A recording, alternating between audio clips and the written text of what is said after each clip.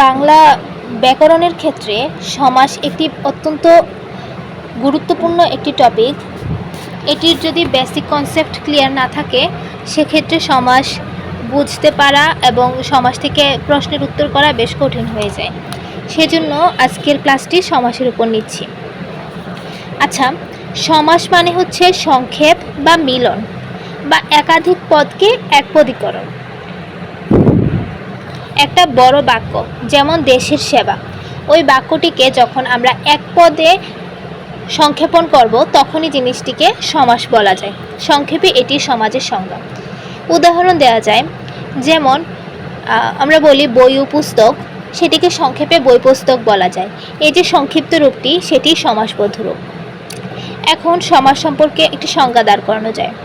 অর্থ সম্বন্ধ আছে এমন একাধিক শব্দের একসঙ্গে যুক্ত হয়ে নতুন শব্দ গঠনের যে প্রক্রিয়া সেটিকে বলা হয় সমাস। মূলত বাক্যে শব্দের ব্যবহারকে সংক্ষেপ করার জন্য এবং আমরা যে কথা বলি সেটির শ্রুতিগ্রাহ্যতা বাড়ানোর জন্যই সমাসের প্রয়োগ হয়ে থাকে। সমাসের ফলে নতুন নতুন অর্থবোধক শব্দ অনেক সময় সৃষ্টি হয়। এক্ষেত্রে একটি বেশ গুরুত্বপূর্ণ অংশ হচ্ছে সমাস এর যে নিয়ম বা রীতি সেটি মূলত সংস্কৃত থেকে বাংলা ভাষায় এসেছে।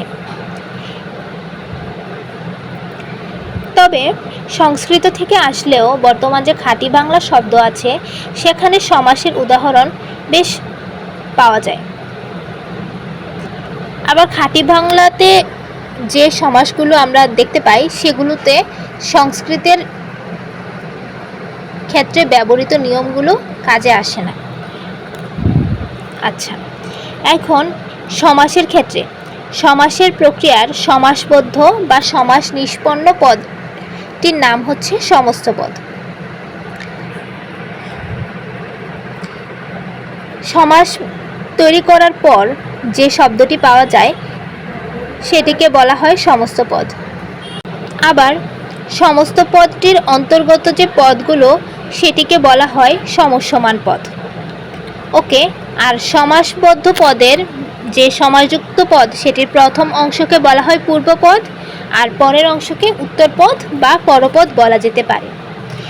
সমস্ত পদকে ভেঙে যে বাক্যাংশ করা হয় তাকে সমাস বাক্য, বেশ বাক্য বা বিগ্রহ বাক্য বলা হয়। বিলাত ফেরত রাজকুমার সিংহাসনে বসলেন, একটি উদাহরণ দেওয়া যেতে পারে। এখানে এই যে বিলাত ফেরত,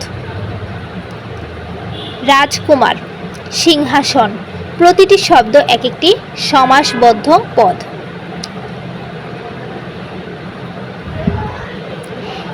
এখন বিলাত ফেরত এই শব্দটিকে সমাস গঠন করা যেতে পারে বিলাত হতে ফেরত, রাজকুমারকে রাজার কুমার, সিংহাসনকে সিংহ চিহ্নিত আসন। এই যে সিংহ চিহ্নিত আসন, রাজার কুমার, এই শব্দগুলো হচ্ছে বেশ বাক্য। আর এই টোটাল যে বেশ বাক্য আছে বিলাত হতে ফেরত কিংবা রাজকুমার, এই শব্দগুলোতে বিলাত, ফেরত, রাজা, কুমার, সিংহ, আসন, এই প্রত্যেকটি হচ্ছে এক একটি সমসমান পদ। আর বিলাত ফেরত, রাজকুমার, সিংহাসন যে শব্দগুলোকে আমরা সমাসবদ্ধ রূপ হিসেবে পেয়েছি সেগুলো এক একটি সমস্ত পদ। সমস্ত পদের যে প্রথম অংশগুলো বিলাত, রাজা এবং সিংহ সেগুলোকে পূর্বপদ এবং ফেরত, কুমার ও আসন এগুলোকে পরপদ হিসেবে বলা যেতে পারে।